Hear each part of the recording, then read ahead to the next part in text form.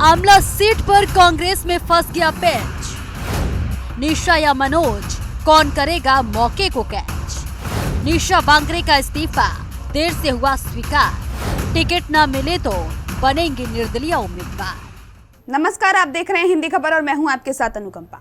मध्य प्रदेश विधानसभा चुनाव में कांग्रेस ने अपने आखिरी प्रत्याशी के नाम का भी ऐलान कर दिया है। कांग्रेस ने आमला सीट से मनोज मालवीय को चुनावी रण में उतारा है। 229 सीटों पर प्रत्याशी घोषित करने के बाद सिर्फ बैतूल जिले की आमला सीट ही ऐसी थी जिस पर आखिरी में प्रत्याशी घोषित होना बाकी था। लेकिन पार्टी ने इस सीट पर प्रत्याशी घोषित करने के लिए इतना मनन मंथन क्यों किया? इस सीट पर कांग्रेस एमपी की चर्चित डिप्टी कलेक्टर रही निशा बांगरे को प्रत्याशी बनाकर चुनावी मैदान में उतारना चाहती थी, लेकिन समय से उनका इस्तीफा मंजूर न होने की वजह से कांग्रेस ने आमला से रविवार को अपना प्रत्याशी घोषित कर दिया। गौरतलब है, प्रत्याशी घोषित होने के अगले ही दिन सोमवार को निशा बांगरे का इस्तीफा मंजूर कर लिया गया। तो चलिए जानते हैं कौन है निशा बांगरे और क्या है आमला में सियासी माहौल। निशा बांगरे बैतूल की पूर्व डिप्टी कलेक्टर है। जून महीने में निशा ने चुनाव लड़ने के लिए कलेक्टर पद से इस्तीफा दिया था, जो प्रदेश सरकार की ओर से रविवार तक मंजूर नहीं किया गया।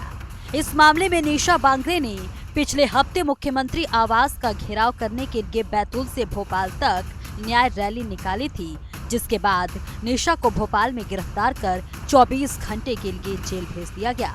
इस दौरान कांग्रेस पार्टी उनका समर्थन कर रही थी। निशा बांगरे एमपी हाईकोर्ट चली गई और कोर्ट ने सोमवार तक सरकार से अंतिम फैसला लेने को कहा था। आमला से कांग्रेस का प्रत्याशी घोषित होने के ठीक एक दिन बाद निशा के इस्तीफे को मंजूर कर लिया गया। अब निशा बांगरे चुनाव लड़ने के लिए पूर्ण रूप से स्वतंत्र है, लेकिन कांग्रेस आमला से अपना प्रत्याशी घोषित कर चुकी है। राजनीतिक जानकारों का कहना है कि कांग्रेस अपना प्रत्याशी बदल सकती है। अब इस्तीफा मंजूर होने के बाद निशा बांगरे ने खुद अपनी बात रखी है। सुनिए बांगरे ने क्या कुछ कहा। किसी पार्टी से आपकी बातचीत हुई? कांग्रेस ने कुछ लंबे समय तक आपके लिए सीट रोक के रखी थी कि अंदर खाने से कांग्रेस की बात है, अमला की सीट रोक रखी थी। देखिए, जब मैं ये संघर्ष कर रही थी तब कांग्रेस ने मुझे साथ देने की बात करी। जब मेरी गिरफ्तारी हुई तब भी कांग्रेस के नेता मेरे साथ थे और उन्होंने फिर मुझे आश्वासन दिया था कि हम अंतिम के 2 दिन तक इंतजार करेंगे आपके इस्तीफे का। तो आज मैं कमलनाथ जी से मिलना चाहती हूँ, उनसे पूछना चाहूंगी कि आपकी तरफ से ये मैसेज था मेरे पास में, तो अब आप बताइए आपका क्या स्टैंड है, क्योंकि मेरा इस्तीफा हो चुका है।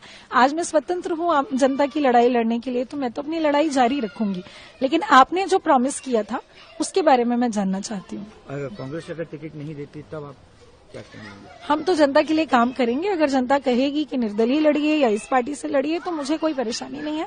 जैसा जनता कहेगी, जो जनता का आदेश होगा उसका मैं पालन करूंगी। तो चुनाव लड़ूंगी मैं।